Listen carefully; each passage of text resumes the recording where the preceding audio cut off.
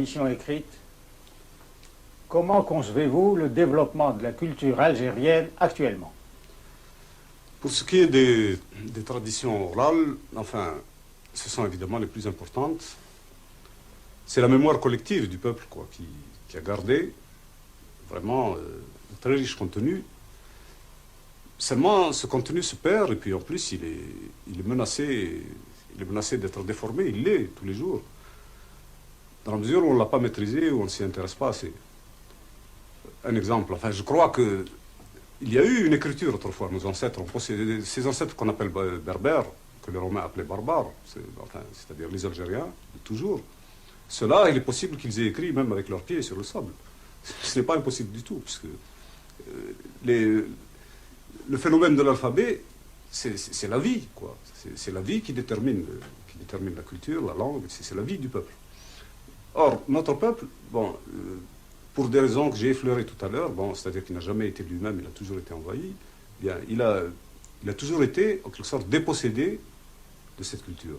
Et cette culture se déforme. Il y a actuellement une querelle, une fausse querelle que cherchent les arabisants purs, c'est-à-dire ces messieurs qui veulent s'en tenir au Coran et à l'ancienne littérature, à la forme, une espèce de latin. Bon, ils ne veulent pas admettre que le vrai arabe, c'est l'arabe populaire, c'est celui que parle le marchand de légumes. Et le marchand de légumes a plus de génie que le mandarin. Parce que le génie est dans la vie, il n'est pas ailleurs.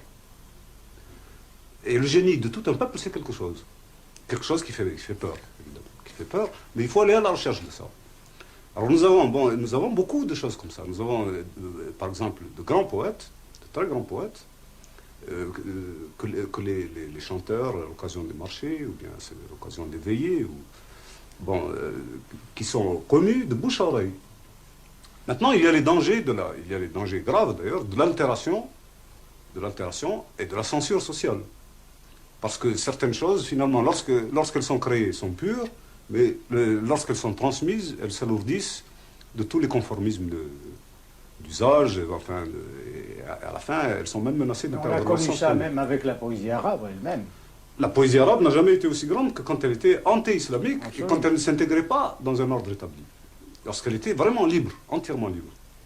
D'ailleurs, la poésie, il n'y a rien à faire. Elle ne peut absolument pas elle ne peut pas s'exprimer pour l'ordre établi, quel qu'il soit. Parce qu'en elle-même, elle est toujours subversion. Elle est toujours, dans la mesure où elle est recherche d'une vérité non dite, dans la mesure où elle est recherche même, elle ne s'embarrasse absolument pas de plaire ou de déplaire, ou d'être dans la ligne ou pas. C'est une recherche en soi absolue.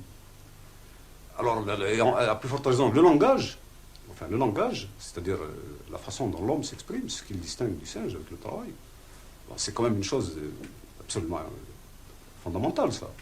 Si on ne saisit pas la langue à son jaillissement, on ne peut pas avoir une vraie poésie. Et c'est pourquoi l'Algérie est un pays qui a une vraie poésie, très riche, mais non écrite. Alors maintenant, nous arrivons à une phase où il faut l'écrire, l'enregistrer, en quelque sorte la conserver, mais pas la conserver dans un musée, pas la conserver dans une forme figée. D'ailleurs, n'a jamais eu de forme figée. Il faut justement retrouver ce style de travail collectif.